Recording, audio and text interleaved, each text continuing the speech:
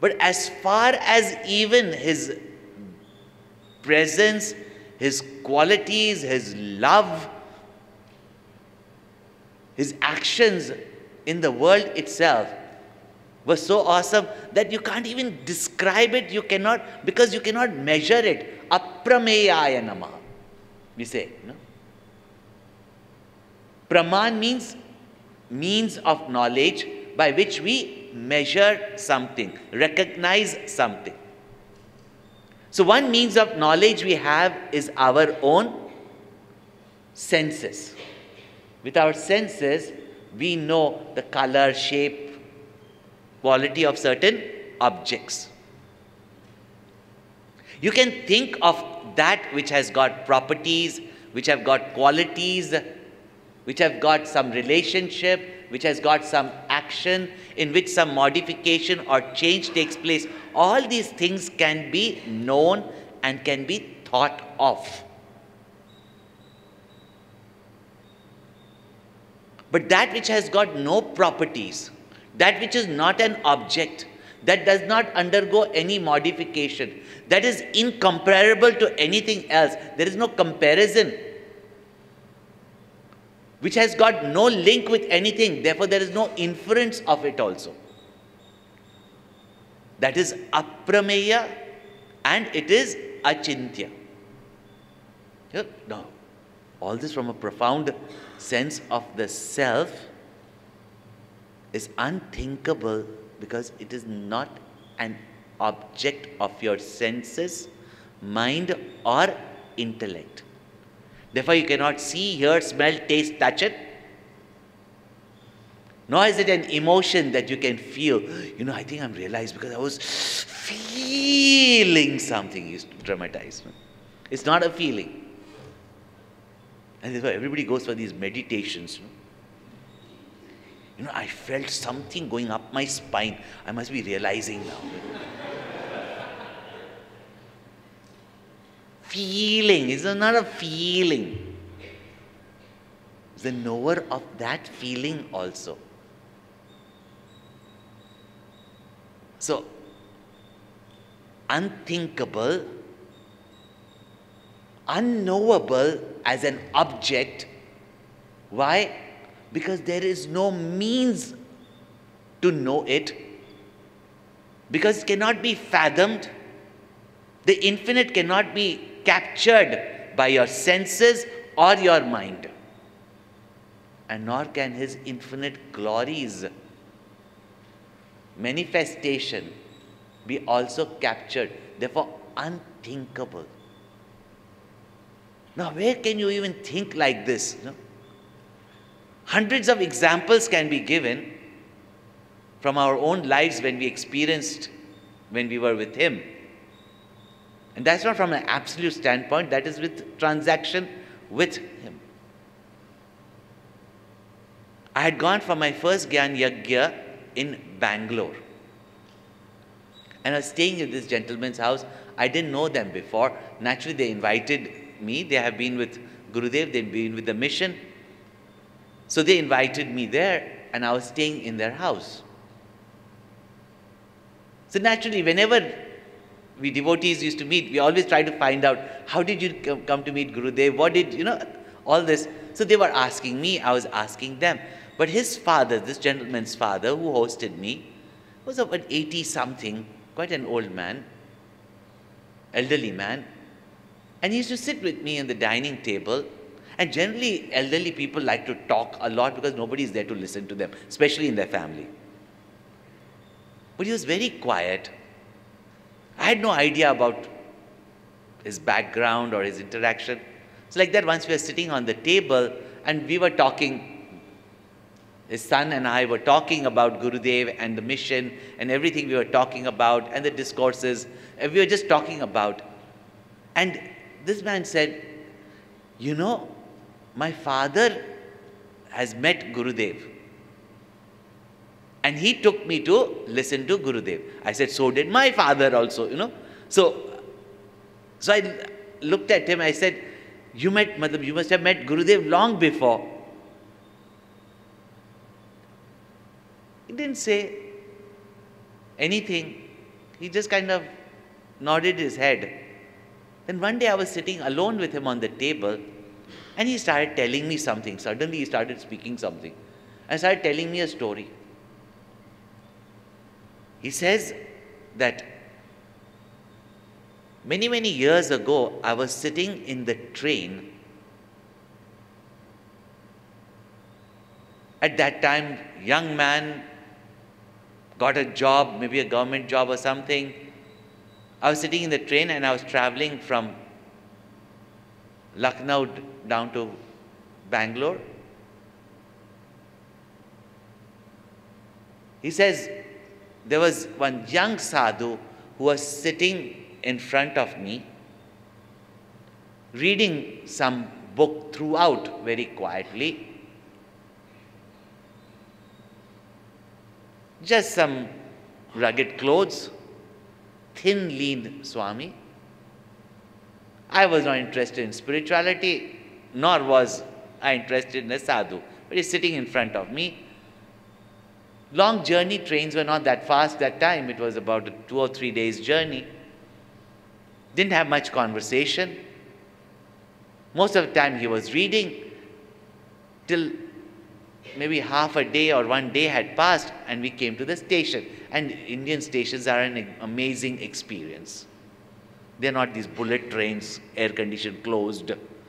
Or the moment it stops at a station, a whole galaxy opens up for you. Each station, each state, each city has got its own speciality of food and the type of chais that you get. Yeah, chai latte, chai masala chai, ginger chai, different you get in mud pots. So they come and they chai, chana, they come and sell. So naturally, everybody runs out at the station to buy. At that time, there were all these hygiene and sanitary and all that not there because everything was quite sanitary. You could eat out of anywhere. So even there, you'll find that people are coming, people are buying, people are eating in the train, dropping it all over the train also. So there are even mice. And I think the tradition still goes on because, when my cook came and brought some plants, he brought a whole family of mice along with him in that box. Where did it come from? From the train. So they breed there also because there's plenty of food available. So it's a complete world in that train. And there also you meet people, you get friendly with them. It's a very amazing experience. These flights are really boring. So it's a world of its own. So there's so many people coming in, going in. You don't even know strangers. You talk to them. You never meet them again. You become the best of friends. You even shed a tear when they leave you help them with their baggage. You fight with them also. Everything goes on. But he said this sadhu was sitting there just quietly. And when we came to the city, we all, the station, we all went and bought something. And one person with channa, something to eat. There's a black gram, called the horse gram, also black gram. These are available in this station. They kindly spice it up and put some lemon in it. And they give you these nice cones that they make, or even peanuts. So this sadhu just looked at me and said, will you buy this sadhu? Will you give this sadhu some bhiksha of this channa? Because sadhus didn't carry money. They have to live on what? In the train journey, you can't go to a home and ask for bhiksha. So he said, will you? And even that time, as though people knew what is the culture, a sadhu is there, and what is bhiksha. He just said, will you buy this Swami? He said, I didn't know him. I brought him some. Naturally, it was that time 1 paise. Those were the days. 1 paise. Now 1 paise channa to buy for a sadhu who's sitting hungry, look at him, he's so lean. He said, I brought and I gave him. Many years later, he says, my first experience with Swami Chinmaya was that a friend of mine who was a colleague in the office used to go every evening to listen to these Gita discourses, and was insisting that I must come, I must come, I must come. I was not interested in all this Sadhu Babas, the spirituality and Gita. It's meant for the old people and all that. I was not interested. I wanted to ask him, are you interested now? Of course he was, but it meant for old people. And he said, I went there. There were thousands of people. And I went late, because I was not interested. I went first time, I went late. There were thousands of people, and there at a distance, one small little figure, because from thousands of, and I've seen that. After that, I just decided, go early, go and get the front seat. But many times we had to sit so behind. And even as brahmacharis, if you are serving, and we have to stand with those, some things to give water, or even with the GD boxes or any such thing. I used to say, this is terrible, because you see Gurudev so small, and there was not like these large screens showing him. You need to just watch his actions was unbelievable. It's like unthinkable how he could act out. You will also point out that Menka came there and he would show the dance movement. You wonder, did he learn Bharatnatyam? If he showed Lord Narayana, everything about him, and you wanted to be there to even watch someone speak so. It was unthinkable that anybody can be such an orator also. He says, I am seeing him at such a distance, and I go there because my friend knew him closely.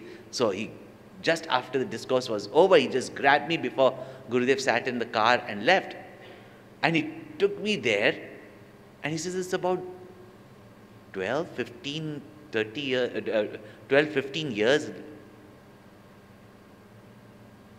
He goes there, and this great, well-known personality looks at me from thousands of crowd and says, Black Channa, Black Channa, Black Channa, in the South Indian language, Black Channa. And he said, someone who suddenly is speaking on Bhagavad Gita, Atma, Paramatma, eternity, looks at me and said, Black Channa, Black Channa. And he was not dark, so that it's not like he was insulting black man, black man, black man, or something like that, no? And suddenly after the Gita, what is this Black Channa? Is he asking me to bring him some Black Channa? I mean, he had no concept of what he's trying to speak.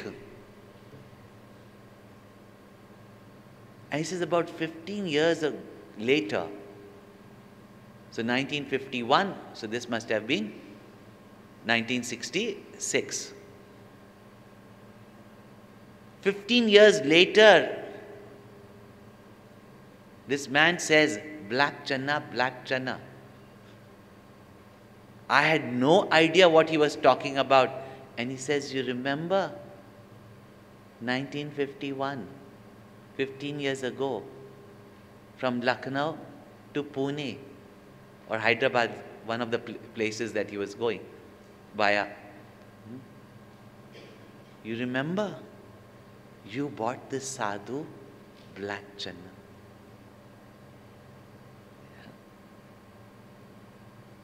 Unthinkable that somebody in a train could remember this much. Faces change. What must be his sense of love, gratitude, his remembrance, that thousands of crowd in a different place. Even I'm telling you, as much as we try, when you meet someone, you've been to their house also, normally but when suddenly you see them in a new place, and that too also after 15 years, like I went to America after 10 years, and people are coming up to me and telling, Swamiji, you remember? Don't you say remember? Swamiji, how are you? Of course, you know that everybody knows you. So you say, hi, how are you? And they say, Swamiji, you remember you met my teenager and that time he had so much confusion. Now he's doing very well and all that. So I know that I've been to his house also. I said, yeah, how is he doing, I'm telling you, you can't think at that time that who is this person in a totally different place. And then in America say, oh, you came to my house in Bahrain.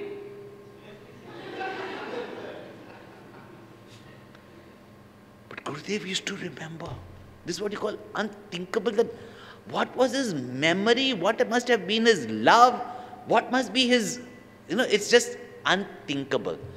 And therefore, everything about him, one meaning of Aprameyāya Namah, there is no comparison, there is no measure by which you can measure him, and therefore, unthinkable, unknowable, incomprehensible. Aprameyāya Namah.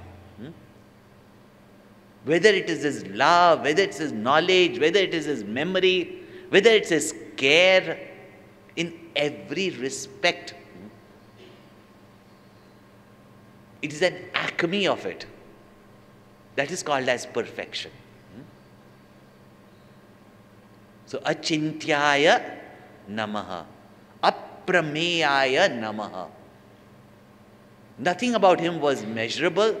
Nothing of him was ever known that such a thing can be possible also. And there is no comparison to give. That's why this Mahatma was telling me also that how do you compare that someone who could speak thousands to thousands from children to adults, this pure, uncontaminated, unmixed Vedanta. And still today the world remains aghast. Even though there are people who can get 100,000 people in the audiences just for darshan or even for anything, they attract. But even they wonder that even now, under the name of Swami Chinmayananda in Chinmaya mission, how can children, youth and adults be inspired and learn pure Vedanta? They remain aghast. For them it is unthinkable, incomprehensible. So, Achintyaya Namaha, Aprameyāya Namah.